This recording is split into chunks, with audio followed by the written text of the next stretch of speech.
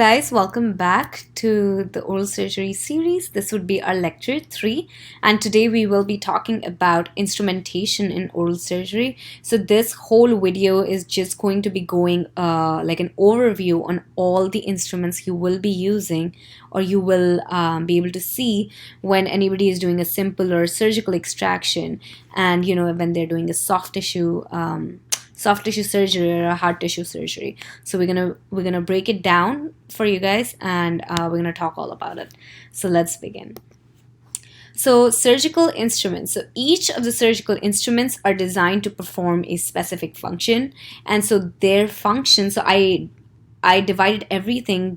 I divided everything depending on what function they have. So major categories are cut or incise, which are also called the sharps. And the sharps include scissors, scalpel, chisels, and